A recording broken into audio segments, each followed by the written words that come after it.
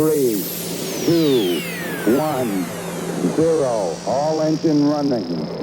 Liftoff. We have a liftoff. 32 minutes past the hour. Liftoff on Apollo 11.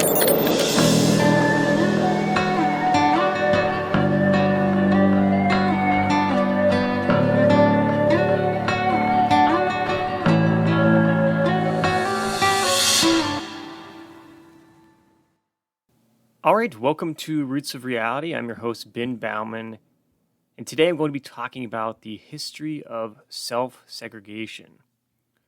So an unfortunate characteristic of humanity is our ability to segregate ourselves. You see, many societies historically have been obsessed with what we call identity politics today, where people have too often obsessed over ethnic and religious nationalism or political ideologies, making it very hard to coexist with other people that are different from themselves.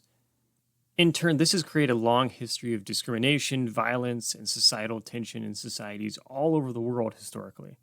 So now, just to give a few examples, as I always do, of a topic, for over thousands of years, various Islamic societies have been big believers in Sharia law, which is a legal system that came about around the 600s that was inspired by Islamic religious texts and has often been used since then to promote Islamic nationalism, which in those societies that have adopted Sharia law has been often to the detriment of non-Muslims as well as women.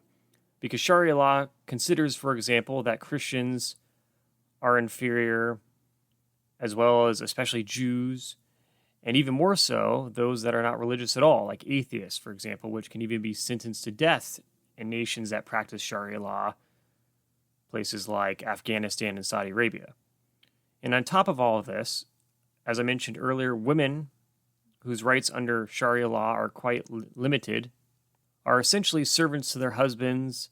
They are segregated from men in society. They must adhere to very strict dress codes to cover themselves due to the fear of women looking attractive and being distractions to men. And also they have limited educational opportunities, among other things. So in a society where Sharia law is in place, it makes it quite hard to have inclusive and diverse society which promotes equality for all people. Because built into the legal system are things which promote segregation and discrimination.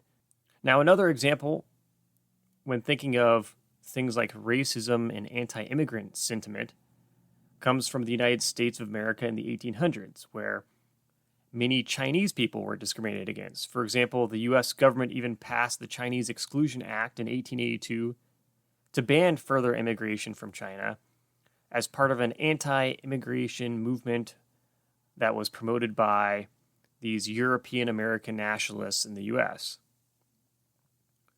thus representing another historical embarrassment in American history where ethnic nationalism led to societal segregation and discrimination.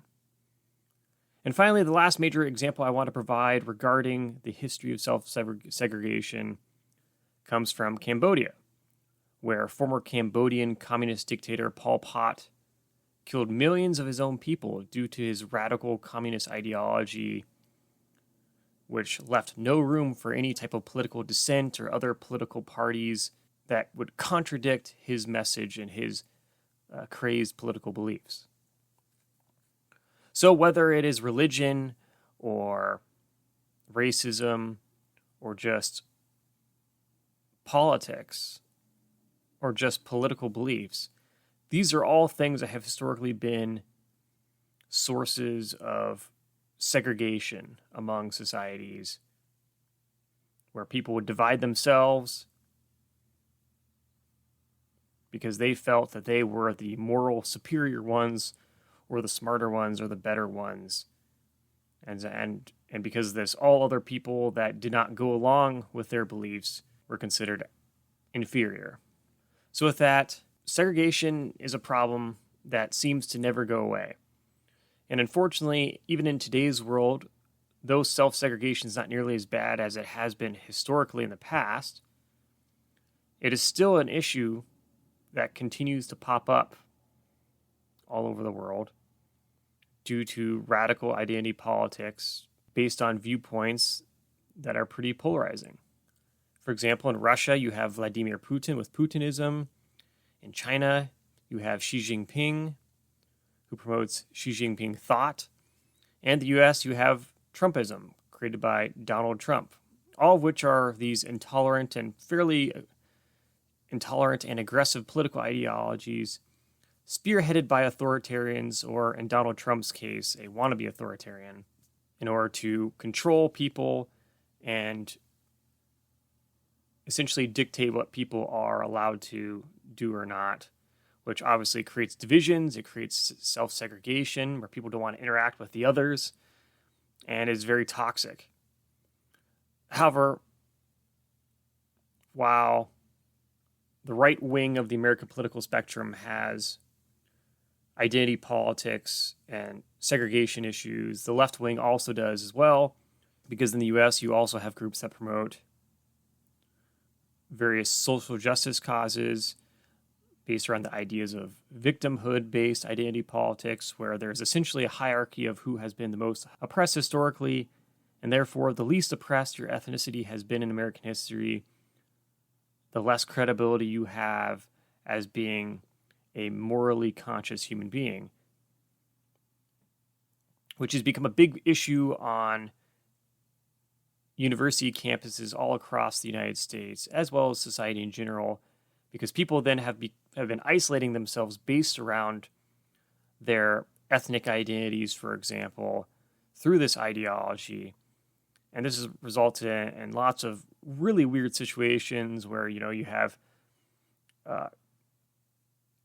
students on campus of different ethnic backgrounds who are self-segregating from others because they feel like they can only relate to people of their own ethnicity, or student clubs that are based around ethnicities that try to keep out other students who are different from them. And for a society that's supposed to be a melting pot, it's really not the ideal scenario to have people wanting to self-segregate based on ethnicity. So that's been a major problem.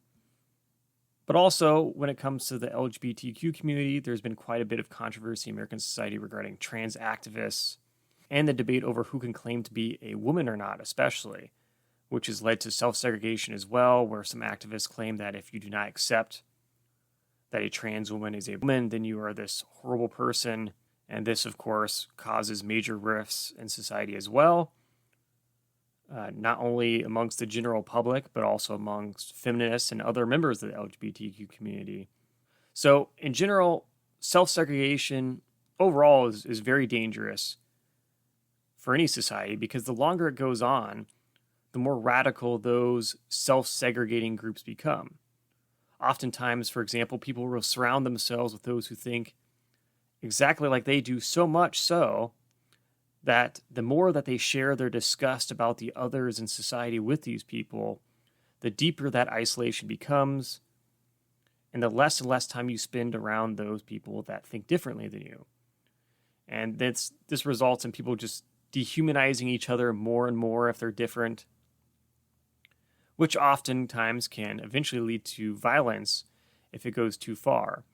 And this is why in a modern world it is so important for civil discourse and surrounding yourself around people that are different from you, especially in democracies that have laws in place to try to prevent these segregated bubbles, so that many, regardless if they're on the left or right wing of the political spectrum, they have to interact with each other. You can't, discrimination is illegal.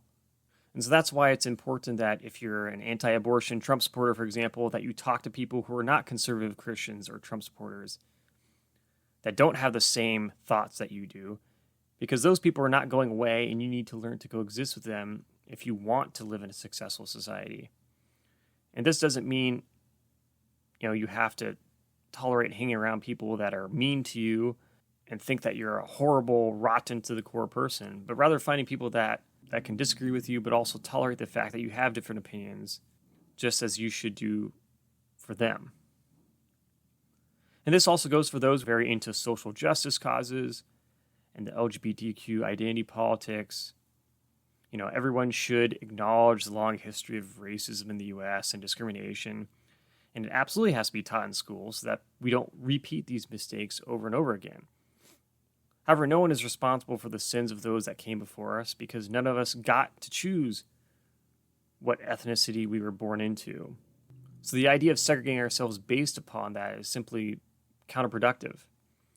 Additionally, for people who are trans, especially trans women who've become the hot topic of today, no one should be treating a trans person as if they are different than anyone else just because they're trans. And of course, they should be respected for their identity. With that being said, though, when you're making big claims, for example, that one sex is merely based on how one identifies and not biologically based, that's not something that the majority of scientists will get behind, which is why it's not surprising that there are lots of women who have an issue with that, since it would be like the equivalent of saying, one's ethnicity can be chosen when obviously it cannot. So with all these issues, we must remember that civil discourse and working together to heal divides is extremely important in a democratic society, in all human societies in general. But the one thing in democracy is that you have the ability to disagree with each other. You're not going to be thrown in jail for having a political opinion. And that means that you have a great opportunity that many around the world don't have. Because there are many that will get into power around the world, become dictatorships, and then make it so you either believe them, or you go to jail, or you get executed. And that's not the society anyone wants to live in. And after all, just thinking about our species as a whole, we did not get to where we are as a species, where we've been thriving for about 300,000 years just by luck, but rather is because of our ability to work together to solve problems despite our differences. And I think that's something that too many of us have either forgotten or just don't realize. Because at the end of the day, we are all in this together, as we've always been. So, as always, remember, billions of years led to you, so make the most of it.